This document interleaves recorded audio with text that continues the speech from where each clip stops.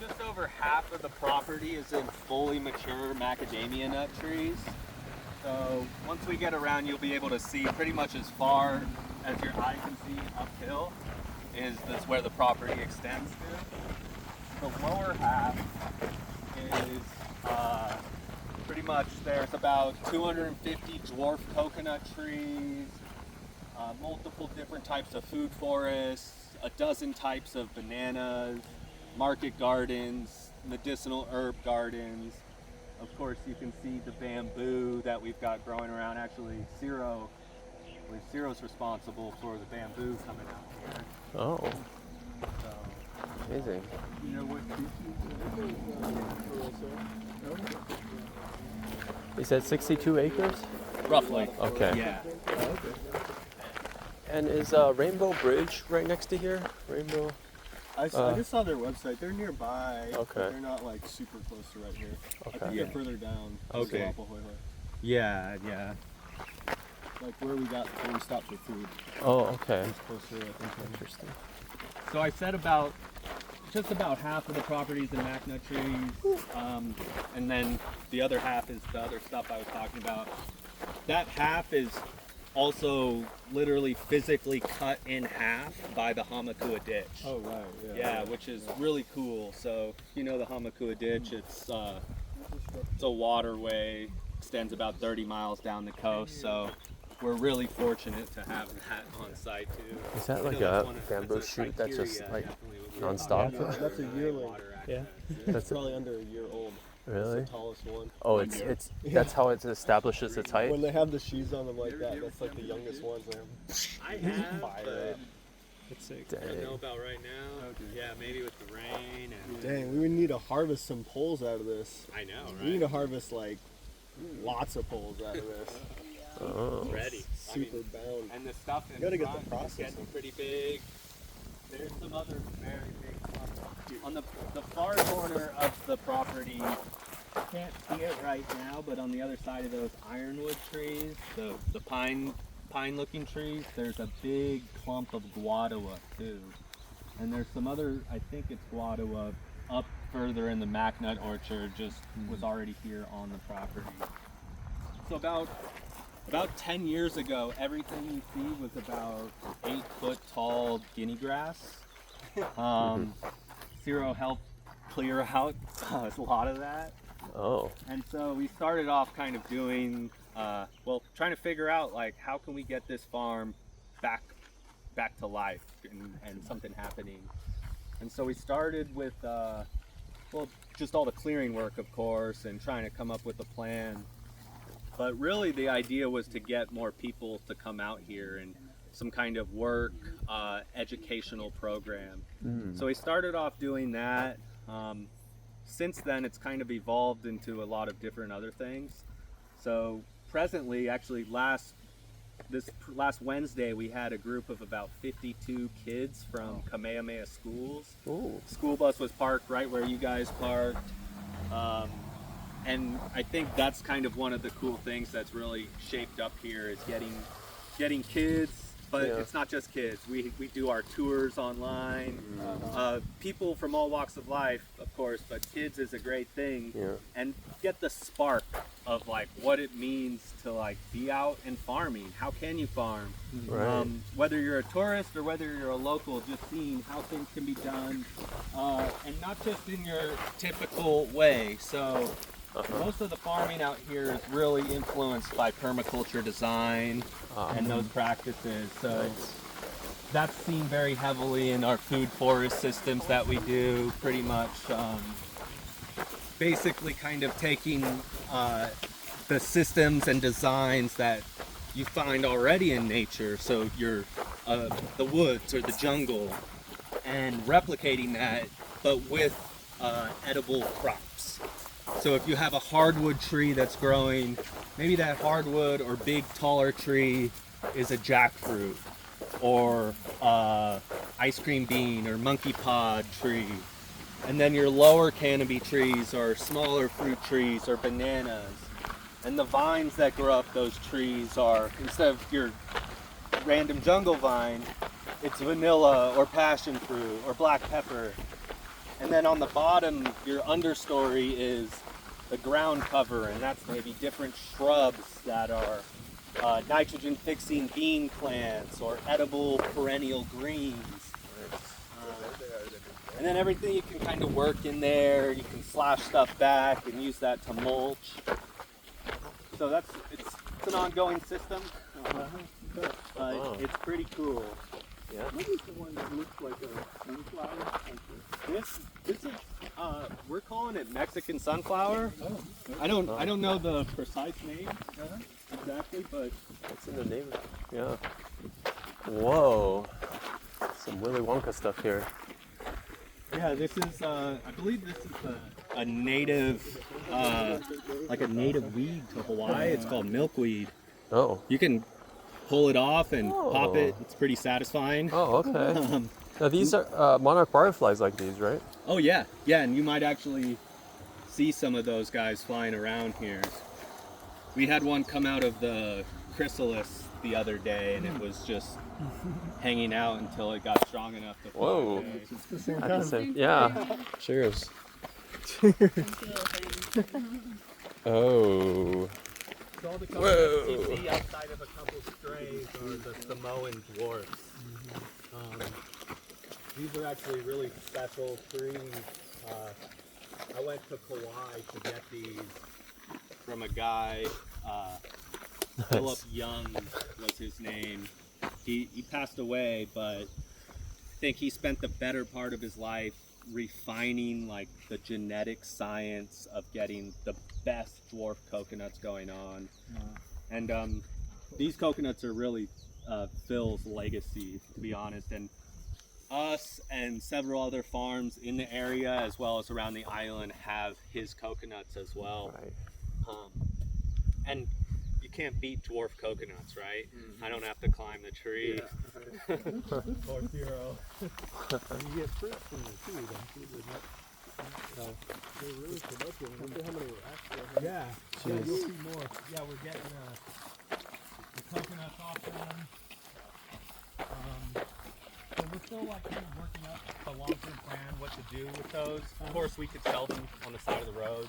That's easy enough. Yeah.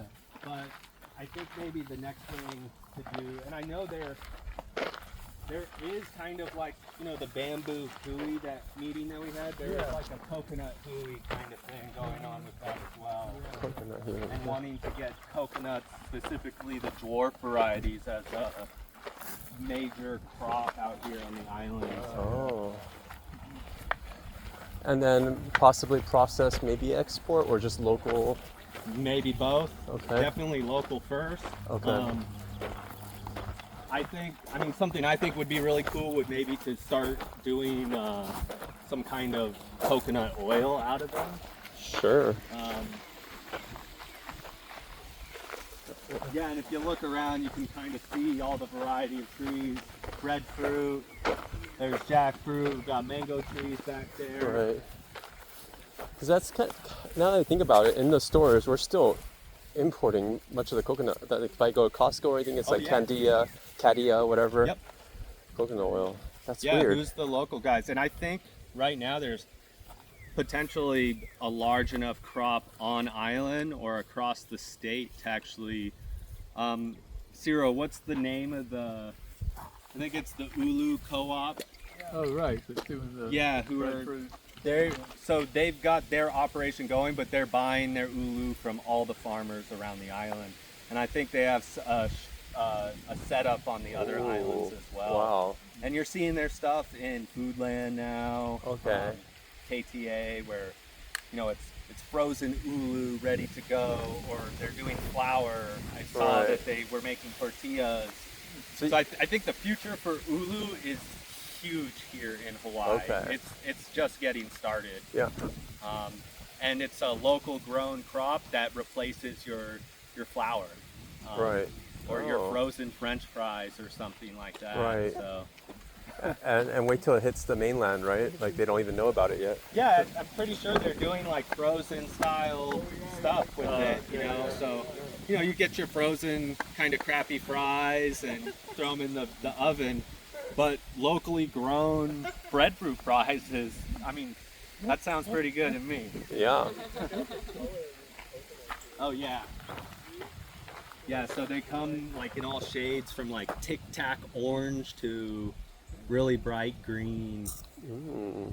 And since I've been out here the last couple months, I've been working my way through the trees trying to taste them all. And, Oh yeah. you know, it's a good excuse to eat. All right, we gotta try that one. Yeah. Yeah, I mean, as a coconut farmer, you have to know what each tree tastes like, right? That's nowhere close to the full size of those coconuts, right? So it's interesting. So we got all these dwarf coconuts, but just how it all works out with the genetics is you don't really know unless you're actually doing like the hardcore lab work on the tree itself. Sometimes until it that's starts growing. So sometimes they turn out to be tall ones. So oh, okay. what you would do in a situation like this is once you get the tall coconuts, we may not, but what we would do or what you would want to do is come in and cut those trees down so they don't cross-pollinate the dwarfs so that those seeds remain pure for the dwarfs if you're going to continue propagating the trees like that. Of course, then you can eat the heart of palm and kind of make a party out of it, I suppose. Like it's a special day when you have to cut a tree down or a coconut tree and eat the palm. Oh, you can watch out for these guys. Okay. Oh, amazing. Dude, how much can you sell one of those trees for? You just dug it up. You know? Oh yeah. Dug it up like that? I mean, I don't know. You might be able to get away with $500, Really? $1,000. I mean, it's a fully grown, mature tree. I thought they were at least 2,000 on the mainland. Yeah. It's Like not really 8,000. sure. Yeah. The cost or the price? The To cell dig types. the whole tree out Oh. and save it, to replant it. Oh, see what? Yeah, if you get something out of it. Ooh. So coconuts, they have good fat, of course, and yeah. at different stages it changes, right? So they have carbs maybe more so in the beginning, Yep. but they have a good source of protein in there too at some point, or no? Possibly towards the end. Okay. So you can like let the coconuts almost kind of ferment on the ground and get old, and then there's like it turns into like a sponge. Oh yeah, that's right. Yeah, it's like bread almost. It's really good. Uh-huh. Yeah, when I was in Kauai at Philip Young's operation, he had a scientist from India on site, just so happened when I was there. And him and his wife are both doctors in India, and they're doing research on coconut oil and the treatment for several different type of like immunodeficiency diseases Whoa. or terminal illnesses. And what he was explaining was they were getting really positive results on giving people like a teaspoon or different doses of, high purity coconut oil. And he was explaining how the oil has some, I'm not exactly sure the science of this, but how it works on a cellular level in your body. And he said he was having promising results in that. So it's just something interesting, like alternative medicine, I suppose you might call it.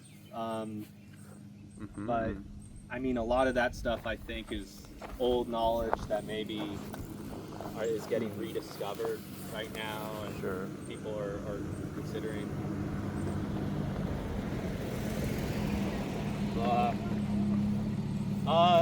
Yeah, just a small little tour. Yeah, sure. Yeah, I'm not doing like a full tour right now. We're gonna go sit down and talk about some like bamboo stuff. You're welcome to join, of course. Yeah. Cool. Yep. Yeah, wherever. Yep. Those are some of our neighbors that they do some work here for us. So. Oh. Happening place. Yeah, I just got busy all of a sudden. Yeah.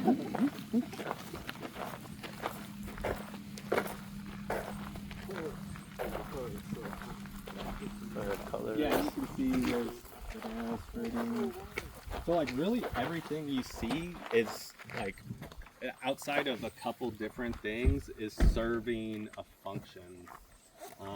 Whether it's edible or has some medicinal kind of purpose or both, but then we're kind of using it as maybe like a natural insecticide where it's attracting bugs away from other stuff. So, hi. Hi, aloha.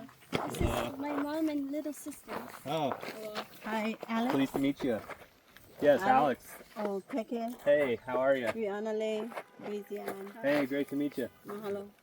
Oh, someone's talking down there. I'm not sure. Yeah, you want to run down and just see what's going on? I seen Jasmine drive down that way. Maybe the waiter that went down wants to go out.